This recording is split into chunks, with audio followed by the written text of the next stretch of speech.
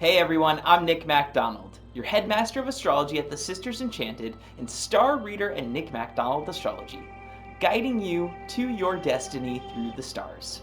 This is Moonspeak.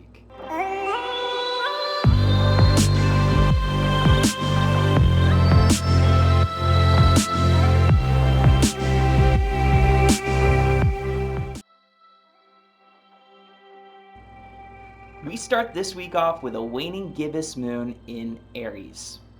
The waning gibbous moon is always the aftermath of the full moon, and our full moon was in Pisces, where it wanted to spiritually and emotionally connect to other people. Now with it moving into the waning gibbous phase, it's time to start dealing with all of that, dealing with the events that happened. If we were able to connect spiritually, then we had a great time. If we weren't able to connect spiritually and we were so focused on the minor things and getting everything right, then it might have not been so much of an easy time with that full moon. And our moon in Aries wants to act, it wants to do things, but we're still dealing with all of the stuff that happened.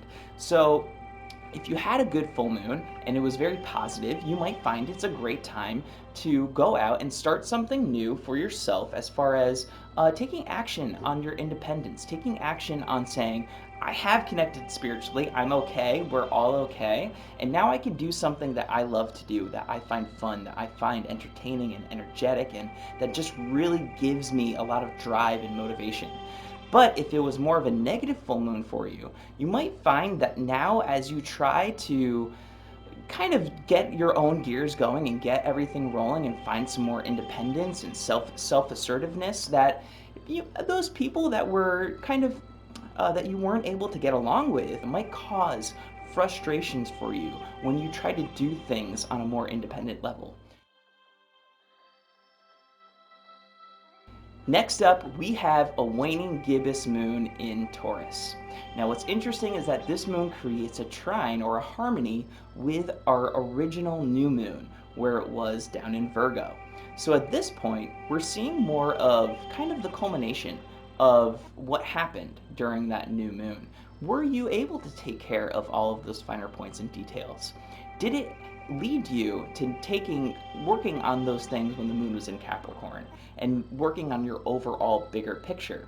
Because now it's time to say, okay, well, all of these things have happened. Notice I'm doing some kind of crazy dance here. All of these things have happened, and now as the moon moves into Taurus, how is all of this leading to me feeling more valuable? How is this leading to me feeling more comfortable?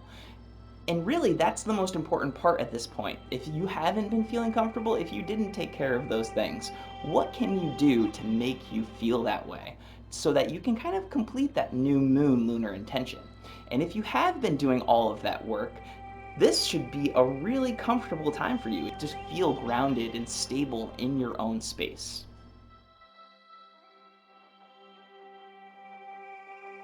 Last up, we have our waning gibbous moon in Gemini. Now we're still working through all of the things that happened, all of the turmoil that might have happened during that full moon.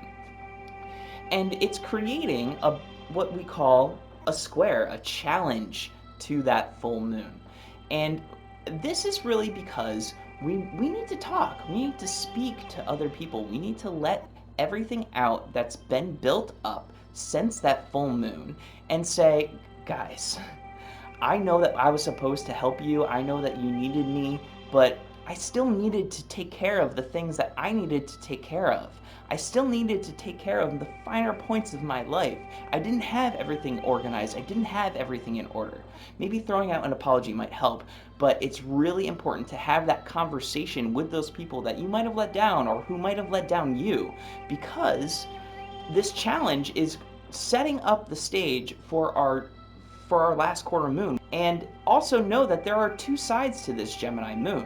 There's going to be that very kind of easygoing, hey, I know that we had this kind of thing I was supposed to help you with, or, I know that you were supposed to help me with something and it never got done. But there's also this other side of this moon, because if you didn't have a great full moon, Pisces energy brings your emotions down to the depths of water and makes it very dark. And the Gemini moon will have to talk about that. It'll have to speak about that. And Gemini, when it's in its more darker state, it has a very hard time staying positive. So I really suggest slowing down the conversation, making sure that you're speaking truth, or at least your truth, and making sure that you're speaking your emotions and not necessarily about the events that happened. How is this making you feel? And how can you guys work together to let go of all of that happened? Thanks guys, I hope you enjoyed this video. Don't forget to check out the link in my bio to sign up for the weekly mail, because I add in more about what's happening in the planets and stars every week. Check that out, and I hope you guys have a great week. I'll see you next week when we talk last quarter moon in Cancer. Thanks guys, see you then.